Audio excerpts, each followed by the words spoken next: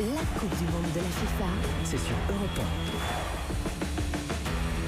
On continue le débrief de France-Danemark. Quelles leçons tirées de ce match nul, disait à l'instant Raymond Domenech des Bleus. Est-ce qu'il faut jeter le bébé avec l'eau du bain d'une certaine manière et considérer que cette équipe n'est pas au niveau et n'y arrivera pas? Quelle équipe pour la suite? Est-ce que vous y croyez encore? Je vous pose la question au 39-21 et j'ai bien envie que vous y croyiez encore pour ne rien vous cacher, parce que en football comme dans le reste, quand c'est pas terminé, c'est pas terminé. Mais on va en parler ce soir, ça c'est mon édito perso. On va en parler ce soir avec Guy Roux. Bonsoir Guy. Bonsoir. Ancien entraîneur d'Auxerre, vous nous rejoignez d'ailleurs depuis Auxerre. Stéphane Guivarch, bonsoir Stéphane. Bonsoir à vous. Champion du monde 98, et Julien Froment, bonsoir Julien, bonsoir. Du service des sports d'Europe 1, et je le redis, vos appels au 39-21. Quelles leçons, Guy et Stéphane, peut-être Guy d'abord, vous tirez de ce match nul? La première leçon, c'est qu'il fallait un match nul pour être premier, parce qu'on voulait être premier. On peut aussi dire que premier ne garantit pas un adversaire sur mesure, parce qu'ils sont très semblables les uns aux autres, là, ceux qui sont susceptibles de nous rencontrer. Mais bon, on jouait ce match pour être premier, on est premier. Pour le reste, dans la forme, à partir du moment où on change 5 joueurs de champ, c'est-à-dire exactement la moitié, et que ces garçons-là n'ont pas joué de match officiel depuis... En mois, il faut compter. Alors c'est normal, peut-être qu'ils aient fait la production qu'ils ont fait. Donc vous voulez dire, on range le match des coiffeurs de côté, on garde en mémoire le dernier match de l'équipe de France, c'est ça? Non plus. Le précédent, bah oui, c'est pour ça que je vous pose la question. Oui. On n'a pas été convaincu par aucun des 3 matchs en vérité du premier tour. Oui, mais c'est pas le problème d'être convaincu dans l'épreuve, c'est d'être qualifié. Ok. Stéphane Guivarch, vous croyez à cette équipe? Je crois, faut y croire. Après, comme l'a dit Guy, on est premier, c'est ce qu'on cherche à être. Après, bon, on verra bien l'adversaire un peu plus tard, mais toujours est-il que c'est vrai que c'est navrant, on s'ennuie quand on les regarde. Enfin, quand ils tombent sur un bloc super bas comme le Danemark, on a l'impression qu'on se lâche pas, qu'on se donne pas les moyens d'y arriver. Quand je prends par exemple Lemar, Dembélé, qui eux ont une bonne carte à jouer aussi pour l'avenir, même s'ils sont remplaçants à la base, je pense que c'est des joueurs qui ont besoin de démontrer leur talent et puis qui sont forts individuellement, mais après dans la notion collective, là, on est grandement en difficulté. On a du mal à dépasser ce bloc, donc ce serait bien peut-être que d'étirer un petit peu cette épée du Danemark, alors qu'on essaye tous de rentrer dans l'axe, et forcément le Danemark collectivement c'est très costaud aussi, donc on n'a pas trouvé la clé, on n'a pas trouvé la solution, et puis on reste sur la même lignée des 2 matchs précédents. Donc on n'a pas d'équipe, c'est ça que j'entends? C'est pas forcément qu'on n'a pas d'équipe, comme je l'ai dit, c'est la notion collective qui prime. Après, individuellement, si on les prend tous un par un, ils sont tous très costauds. Oui, bien sûr, je dis, on n'arrive pas à jouer ensemble. Voilà, on n'arrive pas à jouer ensemble, et on n'est pas au service du collectif, et puis on a l'impression que certains jouent avec le frein à main, donc ça devient compliqué. Qu'est-ce qui va pas, Julien Froment? Le collectif, tout simplement. Donc tout le monde est d'accord sur ce constat. On le dit, oui, certes, on a des individualités, certes, on a des joueurs qui sont achetés par des grands clubs européens, 145 millions d'euros, mais le problème, c'est que sur le terrain... On a le plus gros mercato de cette Coupe du Monde. Oui, mais sur le terrain... Quand on voit ce que font les joueurs sur la pelouse, rien qu'à voir aujourd'hui par exemple un joueur comme Ousmane Dembélé qui a été acheté donc 145 millions d'euros par le FC Barcelone, on est en droit d'en réclamer un petit peu plus en termes de contenu. Quand on voit Thomas Lemar qui vient d'être recruté par l'Atlético de Madrid pour quasiment 70 millions d'euros, là aussi on est en droit d'en demander un petit peu plus offensivement. Ce sont des joueurs qui ont déçu, ce ne sont pas les seuls. Même Antoine Griezmann qui nous disait il a besoin de rythme pour retrouver sa plénitude. Il a encore une fois été très décevant dans le jeu. Pour moi, c'est quand même inquiétant. Même si, bien sûr, les 8e de finale, ça sera une toute autre compétition parce que là, c'est coup près et les Bleus n'auront pas le droit de se rater. De ce qu'on a vu sur les 3 matchs de poule, c'est compliqué de trouver des satisfactions. Il y en a très peu. Même sur ce match-là face au Danemark, peut-être Presnel Kimpembe qui avait sa première titularisation avec les Bleus, qui a été assez intéressant en défense centrale, et c'est à peu près tout. Après, ça a été un désert total. Stéphane Guivarch, allez-y. Oui, je pense qu'il y a Fekir aussi qui est pas mal. Oui, et Nabil Fekir, exactement, qui a été assez intéressant aussi. Là, lui, calcule pas. Il a fait une première frappe intéressante, une deuxième où le gardien a oublié de se coucher. Voilà, après, c'est ce qu'on veut voir aussi. Un peu de folie, un peu d'animation, et c'est ce qui nous manque aujourd'hui. Guiraud. On a des joueurs surfaits. Vous avez donné les prix. Dembélé, ça a fait un 12e homme à Barcelone.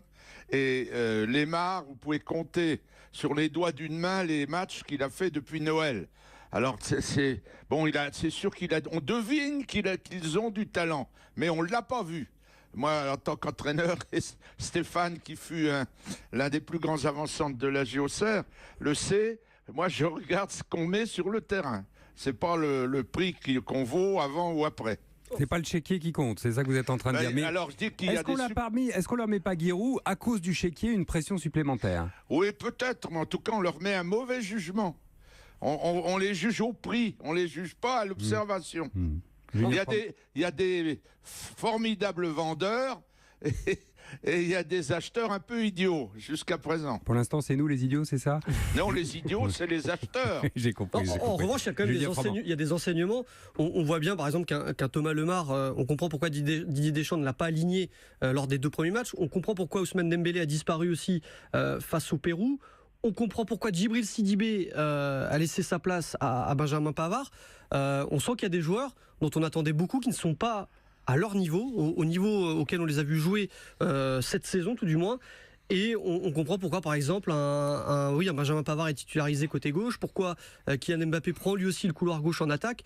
On a vu que certains joueurs étaient malheureusement peut-être pas au niveau international, tout du moins sur cette Coupe du Monde. Alors, est-ce que ça peut se débrider au moment du 8e de finale? Ce sera samedi, le 8e de finale, face à l'Argentine, au Nigeria, ou peut-être, c'est moins sûr, honnêtement, l'Islande. Mais enfin, il reste une incertitude. En tout cas, on évitera la Croatie. Quel est le ressort sur lequel ça peut jouer? Je vous pose aussi la question au 39-21, n'hésitez pas. Croyez-vous en ces bleus?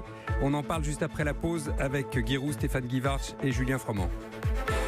Pour intervenir sur Europe 1, appelez le 3921, 50 centimes la minute. Vous pensez que mini rime toujours avec petit? Dans le SUV Mini Countryman, on peut partir avec 4 amis, le chien, les valises, les vélos, les surfs, les raquettes de tennis, le pique-nique. Bref, on part où ce week-end avec le SUV Mini Countryman? En ce moment, découvrez la nouvelle édition suréquipée Oakwood avec feu LED, toit ouvrant, GPS tactile, coffre électrique, jantes 18 pouces. À partir de 380 € par mois. LLD 36 mois, sans apport, entretien inclus. Méné. Exemple pour un Mini Countryman au coût de 102 chevaux, valable jusqu'au 30 septembre 2018. Conditions sur mini.fr. Enregistrement Bob l'ours bleu de Butagaz, on y va. Pour votre poêle, vous pouvez aujourd'hui choisir les granulés de bois Butagaz. C'est nouveau ça? Eh ouais ma poule, c'est le top du top. Qualité premium, oui monsieur. Après l'électricité, les granulés, tu nous gâtes Bob. Et c'est pas tout. Si tu commandes avant le 30 septembre, tes palettes de granulés 100% naturels sont au prix d'été. Pas mal non? Toi tu sais me parler hein. Eh ben t'as plus qu'à appeler le 34-55. Bah vas-y, pique-moi mon texte. Butagaz, libre de choisir votre confort. Service gratuit plus prix d'un appel. L'énergie est notre avenir, économisons-la. Voir conditions sur granulesbois.butagaz.fr. À la fois conseiller, commercial et responsable SAV, il sait tout faire en évitant les tuiles. Lui, c'est Richard Doise, artisan couvreur et son Citroën Jumpy. Un bon utilitaire, c'est comme un bon artisan, ça doit savoir tout faire. En ce moment, Citroën Jumpy taille M Business avec navigation connectée 3D et aide au stationnement arrière est à partir de 189 € par mois, maintenance comprise. Citroën. Crédit bail 60 mois avec premier loyer de 3 155 €, offre non cumulable hors taxe, réservé aux professionnels, valable jusqu'au 30 juin, sous réserve d'acceptation crédit par. Détails sur citroën.fr.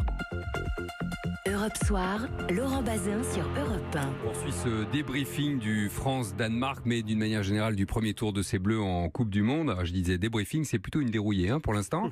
Vous les avez pas épargnés ni les uns ni les autres. Giroud depuis Auxerre, Stéphane Guivarch, champion du monde 98, et Julien Froment du service des sports d'Europe 1. Et je le répète, 39-21. Si vous voulez participer à la discussion, n'hésitez pas. Est-ce que ça peut Giroud changer en 8e de finale? Raymond Domenech disait tout à l'heure, il peut y avoir un déclic. Les grands joueurs ont des déclics en 8e parce que c'est un match coup près, oui ou non?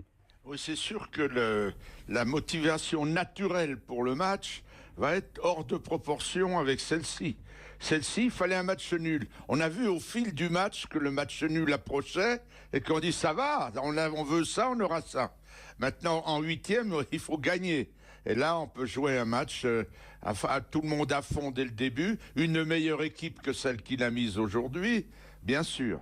Oui, Stéphane Guivarch. Après, c'est match coup près. Là, on rentre vraiment dans le vif du sujet. Bon, si on est bien sorti de cette poule, et heureusement d'ailleurs. Mais c'est vrai que la qualité n'y est pas. Moi, ce qui me fait mal au cœur, c'est quand même, même si on les appelle les coiffeurs, chose que j'aime pas, les 6 qui sont rentrés, comme je dis, il y en a 2 qui ont peut-être marqué des points, les autres s'écartent du groupe, mais je pense qu'il va s'appuyer tout simplement sur la première équipe qui a débuté contre l'Australie, et puis il va s'appuyer dessus, parce que là, il y a comme enseignement, qu'est-ce qu'on en tire sur un match comme ça? De l'ennui, même on a vu grimacer à l'antenne, donc ça veut dire qu'il n'était pas satisfait et pas content Didier du déroulement de la partie, et surtout de l'animation offensive. Stéphane Guivarch, en 98, vous vous souvenez bien de cette Coupe du Monde, je suis sûr. Premier match, on le gagne largement. Deuxième match, on le gagne largement. Le troisième match, le sélectionneur met pardon pour le mot encore une fois, les remplaçants. Il fait jouer, il fait tourner son équipe. Ça gagne 2-1. Ouais. Et ensuite, vous arrivez en 8e de finale. Qu'est-ce qui se passe dans la tête d'un footballeur en Coupe du Monde quand vous arrivez en 8e de finale ? Quand vous avez bordé la compétition déjà avec nous, on est parti quasiment de rien non plus. Après, c'est monté crescendo et puis on a fait des matchs de poule très intéressants. Donc on part avec un peu plus de garantie, un peu plus de confiance. Et puis je pense qu'il y avait des joueurs d'expérience aussi à ce niveau-là, des joueurs comme Laurent Blanc, Didier Deschamps, Marcel Desailly, et puis il y a des jeunes qui sont venus se greffer dessus. Donc je pense que c'était un groupe cohérent et puis justement prêt à sauver des montagnes. Maintenant on va voir s'ils sont capables de se bouger davantage, de faire les efforts les uns pour les autres. Et surtout d'être efficace, de se rendre efficace. Bon, maintenant, le seul point positif, c'est qu'on n'a pas pris de but et qu'on est qualifié. Maintenant, on espère voir autre chose au niveau du jeu. Et on remet le compteur à 0. Vous avez dit, à l'époque, il y avait de l'expérience. Aujourd'hui, c'est la plus jeune équipe de ce mondial, 26 ans de moyenne d'âge, avec le Nigeria, qu'on pourrait d'ailleurs retrouver en 8e de finale, Julien Froment. Oui, ce qu'il ne faut pas oublier, perdre de vue, c'est que Didier Deschamps est un pragmatique. Lui, ce qui lui importe, c'est le résultat et pas le jeu. Lui, ce qu'il voulait, c'était sortir premier de sa poule. C'est ce qui s'est produit. Alors, on peut débattre pendant des heures et des heures sur le fond de jeu de l'équipe de France qui est quasi inexistant, il faut l'admettre. Ou la stratégie, mais en attendant... On dit souvent, il joue très à l'italienne, ça veut dire quoi ? C'est-à-dire très en retrait, le pied sur le frein. On se livre pas beaucoup, on attend que l'adversaire arrive et on essaye de jouer les contres. Alors ça peut fonctionner, mais le problème c'est que quand l'autre équipe aussi joue de la même manière, là c'était le cas avec le Danemark, ça donne le match de ce soir, mais en attendant, la France est leader de son groupe, qualifiée pour les 8e de finale, c'était ça le premier objectif, et c'est sûr que quand l'équipe de France va arriver en 8e de finale, on peut espérer avoir un autre visage de l'équipe de France, parce que là, tout simplement, il n'y a pas le droit à l'erreur. Guérou. Oui, j'ai d'ailleurs Didier, que j'ai entendu dans sa déclaration d'après-match, il a dit quand la fin approchait et il ne sortait pas, on n'allait quand même pas sortir, puisque le résultat était acquis. Donc il joue effectivement, comme on le disait tout à l'heure, il jouait pour un point. Non, mais c'est vrai qu'il n'y avait pas de raison de se mettre aussi en danger et de perdre cette première place et de se retrouver face à la Croatie, qui est en ce moment l'une des très bonnes équipes de ce mondial. Il fallait un point pour aller en 8e de finale, c'est ce qu'a fait l'équipe de France. On n'a pas besoin de se rassurer quand on est dans une compétition comme celle-là, en jouant bien, en jouant vite, en jouant mieux. Stéphane Guivarch ou Guérou ? Bien sûr qu'on préfère avoir la qualité au niveau de non, mais même à l'intérieur de l'équipe, Stéphane, vous voyez, on n'a pas envie de se donner de l'assurance et de la confiance en se démontrant qu'on peut le faire, qu'on vaut mieux que ça. Bien sûr, mais j'en suis persuadé qu'on veut mieux que ça. Mais est-ce que les joueurs ils sont bien physiquement ? On prend le cas du Griezmann. On le voit pas, il est caché, il fait pas forcément les bons choix. Après, est-ce qu'il est bien ? Après, c'est la question qu'il faut se poser. Maintenant, c'est sur des compétiteurs, faut pas l'oublier non plus. On parle du jeu de la manière, c'est peut-être pas ce que Didier recherche. Didier, ce qu'il recherche, c'est la notion de résultat. Mais non, moi, si on vous dit que l'équipe de France va être championne du monde en jouant de la sorte, je signe tout de suite. Qu'est-ce qu'il faut souhaiter pour le 8e de finale ? Argentine, Nigeria, Islande, c'est moins probable, je le disais tout à l'heure. Là, tout va être compliqué maintenant. Après, c'est match coup près. Donc, après, je sais pas. Après, on prendra ce qu'il y aura. Mais de toute façon, si on veut aller au bout, il faut battre les bonnes écueils. Il n'y a pas un gros collectif dans l'Argentine de Messi, par exemple, Guérou.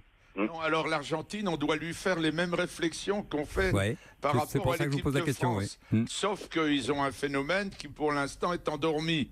Alors s'il se réveille, ça peut transformer l'équipe d'Argentine. Autrement, l'équipe d'Argentine n'a rien montré de plus dans le jeu offensif, dans le fond de jeu, que l'équipe de France. Et le Nigeria ?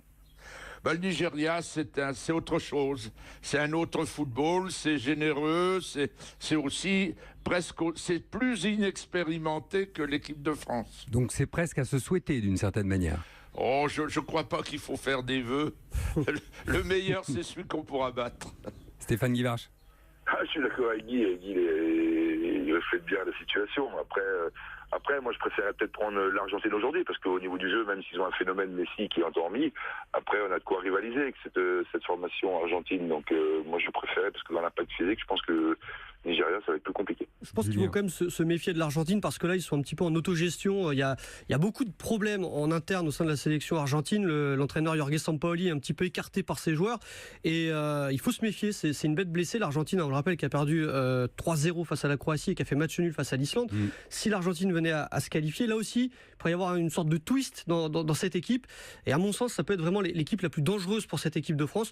En revanche, le Nigeria, certes, il y a de l'enthousiasme. Certes, ils sont parvenus à battre l'Islande assez facilement grâce à une belle deuxième mi-temps, mais ça me semble quand même être l'équipe la plus abordable pour l'équipe de France en huitième de finale. Julien Froment, merci Stéphane Guivarch de nous avoir rejoints ce soir encore. Belle soirée. Guy Roux depuis Auxerre, on vous retrouve bien évidemment dès 20h dans Bon Baiser du Mondial avec François Claus, donc je vous dis plutôt à tout à l'heure. À tout à l'heure Guy, et jusqu'à 23h en ce qui concerne François, vous le savez bien évidemment.